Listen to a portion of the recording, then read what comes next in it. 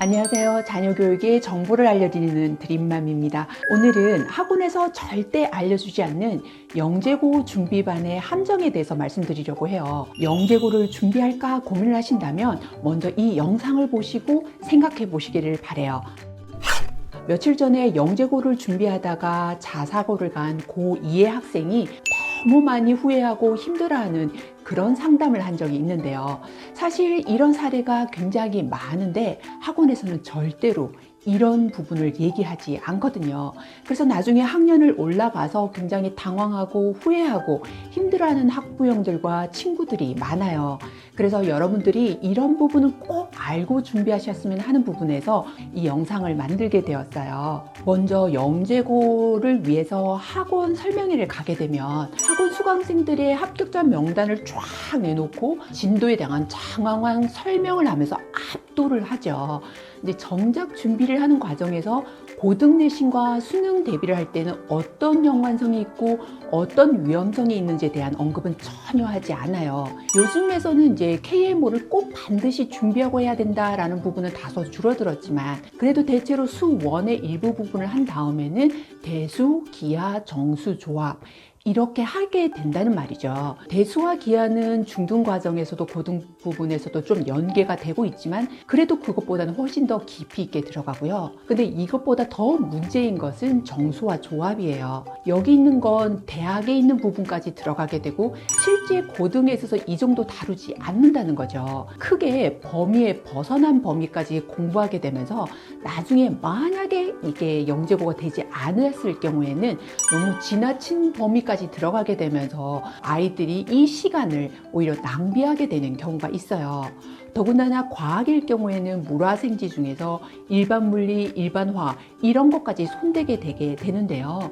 이렇게 되면 이 일반 물리와 일반 화학은 대학 과정까지 이루어지기 때문에 만약에 영재고를 합격한다면 금상첨화지만 실제로 그렇지 않다면 이 아이들은 자사고, 특목고, 일반고에서 탄탄하게 국영수를 준비한 그 친구들과 함께 내신과 수능을 준비한 친구들과 함께 준비를 하려면 굉장히 많은 시간을 투자해야 한다는 거예요. 우리 때와는 다르게 요즘 고등학교는 내신 준비하랴, 수행, 동아리 하랴 할 게 너무너무 많다 보니 가능한 아이들이 힘들이지 않기 위해서 고등학교 가기 이전에 상대적으로 시간이 많이 걸리는 국영수에 시간을 좀 투자를 하죠. 그런데 영재고 준비반 학생들이 고등학교를 일반 고등학교나 자사고, 특목고로 가게 될 때 수학과 과학을 당연히 잘할 거라고 생각을 해요. 당연히 잘하겠죠. 조금만 시간을 들여도. 왜냐하면 워낙 방대한 양을 했으니까요.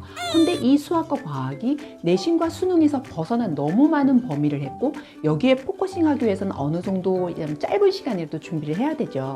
그런데 여기 이 시간에 다른 아이들은 국영수에 잘 준비가 된 아이들이 올라온다는 거예요. 그래서 영재고를 준비했던 아이들이 상대적으로 고2, 3이 되면서 굉장히 힘들어하고 박탈감을 느끼는 경우가 있는데요. 특히나 국어와 영어 부분에서 준비가 잘 안 되었다면 이렇게 잘하는 아이들이 최상위권을 찍지 못해서 괴로워하는 경우도 종종 있거든요. 그러니까 여러분이 반드시 아셔야 하는 거는요. 영재고 준비반 학원에서 말씀하시는 그 부분만 너무 전적으로 믿어서는 안 된다는 부분을 말씀드리고 싶어요. 사실 이제 KMO 금상을 받고 국가대표인 IMO까지 뽑힌다 이러면은 해외 대학에서는 굉장한 큰 스펙이 되고 학교에서도 적극적으로 밀어주기 때문에 합격률이 높아요. 그런데 한국에서는 꽤 오래전부터 대입 전형이 넣을 수가 없고 대입 전형에서 또 잘 맞춰진 플랜으로 가는 학생들이 오히려 시간 대비 더 좋은 대학을 간다는 거죠. 영재고에서는 애둘러 쓸 수 있겠지만 다른 학교에서는 쓸 수조차 없으니까요. 그러니 이렇게 하늘의 별 따기 같은 이런 스펙조차도 대입 전형에서는 크게 메리트가 없으니까 이 시간 대비 여러분들은 전략을 잘 짜셔야 하는 거죠. 한 예로 두 학생이 IMO에 합격을 해서 한 친구는 하버드를 가고 한 친구는 서울대를 갔어요. 하버드를 간 친구는 적극적으로 학교에서 대대적으로 지원이 있었고 그래서 또 석사 과정까지도 굉장히 긍정적으로 잘 이렇게 연구를 하면서 가고 있는데 동일한 그 친구는 서울대를 합격해서 그 서울대에서 생각만큼 밀어주고 하는 부분이 없다 보니 의욕 상실을 느끼고 굉장히 힘들어하는 이런 부분을 볼 수 있었거든요.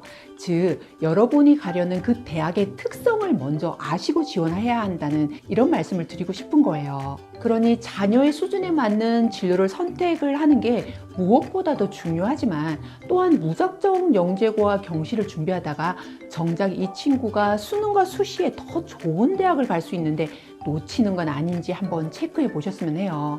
그리고 학원에서 정작 합격자 수와 진도에만 급급해서 그쪽으로 몰아가는 경향이 있었다면 이럴 때는 자녀에게 큰 피해가 갈 수 있다는 것도 한 번 더 생각해 보시고요. 영재고를 준비할 때 어느 영재고를 우리 아이에게 선택해야 될지 이 부분 또한 굉장히 중요하겠죠. 영재고를 합격하게 되면 무엇보다도 좋을 거예요.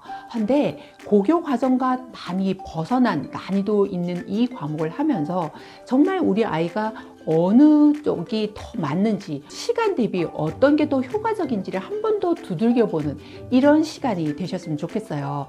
그렇다면 이 아이가 더 상처받지 않고 더 효율적으로 원하는 희망하는 대학에 합격할 수 있으리라 생각을 하면서 여러분 자녀가 성공적으로 대학에 합격할 수 있는 그런 영상에 도움이 되었기를 바라면서 다음 시간에 만나 뵐게요. 감사합니다.